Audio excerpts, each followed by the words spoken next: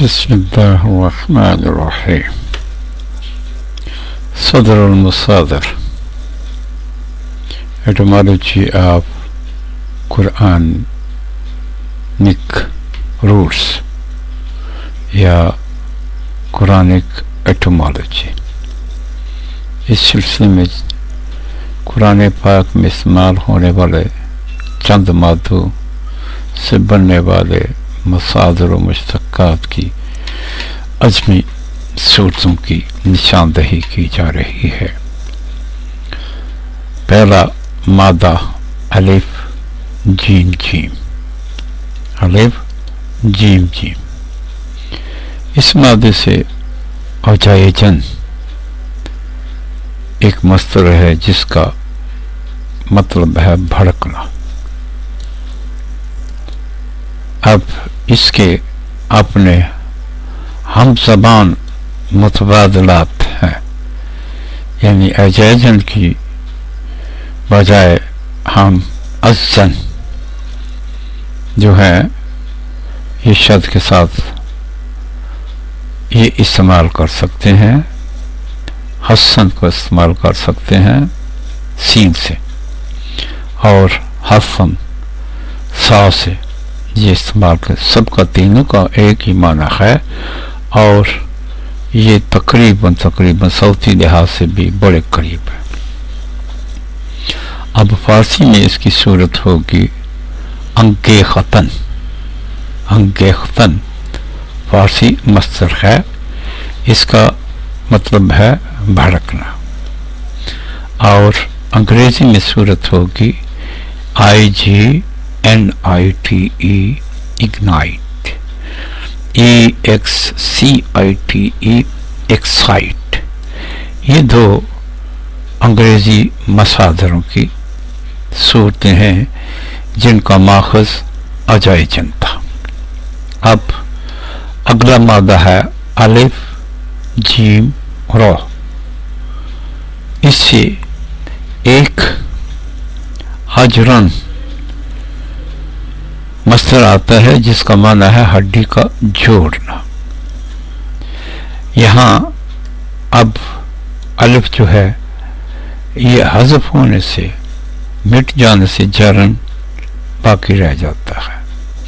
اگر اس کو جورن کے تلفظ پر لے جائیں، جوڑانا یا جوڑنا، تو یہ اردو کا لفظ، پنجابی کا لفظ جوڑنا بن جاتا ہے. جوڑنا کے آگے نون غنہ کا اضافہ کر دیں تو یہ پنجابی تلفظ بن جاتا ہے. پنجابی تلفظ بنانے کے لیے الف اور غنہ کا اضافہ کر دیا جائے تو یہ پنجابی تلفظ ہو جاتا ہے. اب اسی الف جیم را مادہ سے اجارہ، یہ ایک لفظ ہے جس کا معنی ہوتا ہے کرایہ. اب اس کا بھی الف جو ہے یہ حذف ہونے سے باقی جارت باقی رہ گیا. یہ جارت جو ہے یہ جائرت کے لفظ پر لے جائیں تو کیریج بنتا ہے. CARRIAGE کیریج کا مطلب بھی کرایہ ہے، اور چارجز کا بھی مطلب کرایہ ہی ہے. یہ دو لفظ جو ہیں انگریزی کے، یہ اجارت کے بدلنے سے بنے ہیں. یہ ایک قیاس ہے. اب اگلا مادہ ہے الف جیم لام. اس سے اجلن ایک مصدر ہے جس کا مطلب ہے دیر کرنا. دیر کرنا. تو تأثر، سین سے تأثر جیسا، اس کا مطلب بھی ہے دیر کرنا ہے جی. اس کا مطلب بھی ہے دیر کرنا. تأثر کا تا اضافی جو ہے اس کو کاٹ دیے تو باقی اجر اثر رہ جاتا ہے جو اجل کے صوت کے قریب ہے، اور معنی بھی دونوں کے مشترک ہے. اب یہ تنوین کے ساتھ جو ہے آجالن دیر کرنا معنی وہی ہے، اور یہ لام تنوین جو ہے یہ نا کی صورت اختیار کر لیتا ہے. اجال پہلا الف حذف ہوا, جیم لام جو ہے اس کے درمیان الف کا اضافہ کی, جال ٹال, آگے تنوین کا نون الف نا, ٹالنا, یہ بن گیا. اور